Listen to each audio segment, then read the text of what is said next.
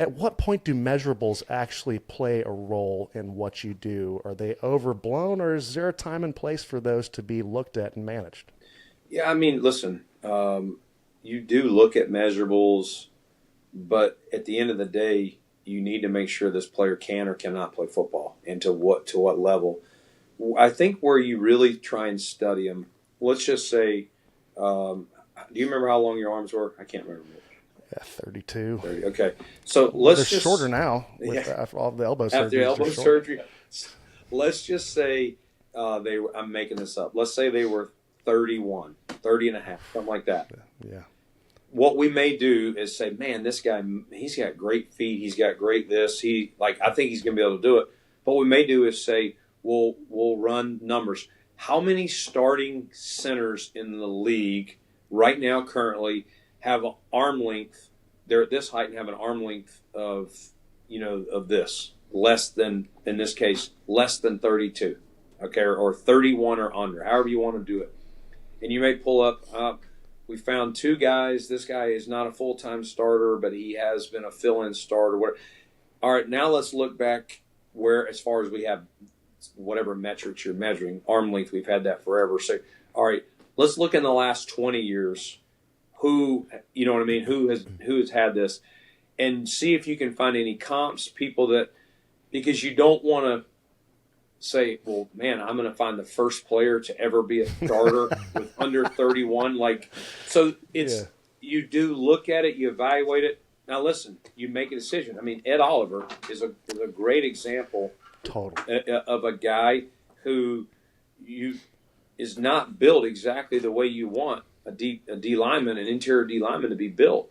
But Ed overcomes it by his motor, his explosiveness, his raw power, all the stuff Mitch had to block during all these years of training, even before we got him here. But those are the times where you say, all right, there's not a lot of people that will be able to play to a certain level like Ed has, but Ed has something to overcome that, and this is what it is, and you kind of talk it out and get there. But there are plenty of players that run fast, and they would be great in track and field, but they don't have football instincts. They don't understand the game, and they run 4.3, but they run 4.3. They take one false step. The guy that ran 4.5 beats them there. Like if they're a middle linebacker, a DB, whatever position it is. Hey, there's no way to measure heart and determination. Yep, preparation to all the intangibles. Yep. Which is what I love you brought about Ed. Like, so yes, you have your quote unquote deficits, but the intangible that he had was that he's an ultra competitor. He's all these things. Yep. Which leads to one of the traits that you have to scout that might not be the measurables, right? What do you find in general is the hardest trait to evaluate in a football player? I would say, like, things that you can't measure. Is that what you're? I would say things that like non-measurables, like love of the game. Like, does this guy love what comes with the game, or does he love the game for itself? Like, would he still be playing right now if there wasn't NIL or a potential NFL opportunity?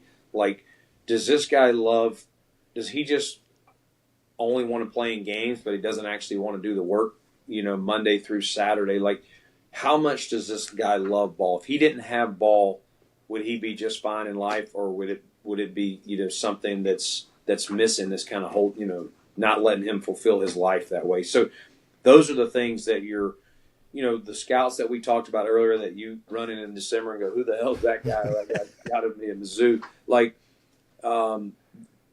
I tell those guys all the time, 75% of your job is you're a private detective. Like, you're a PI. We will get it right.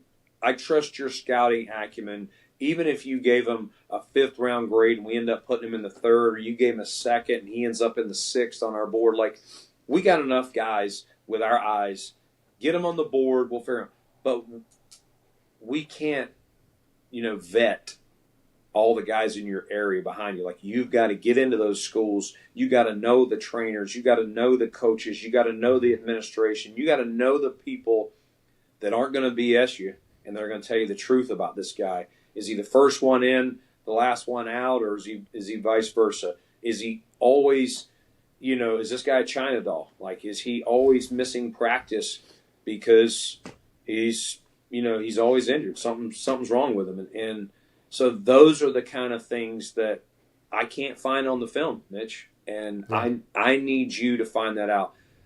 If you're gonna miss on the evaluation of a player, miss on the DNA. Miss on something on the skill set, not on the DNA. Find that out. Don't miss on the person, because as you know, Mitch, the culture here matters so much, and they're not going to last very long, no matter how talented they are, if they don't love ball, or we can't get them out to practice enough because they're always in the training room.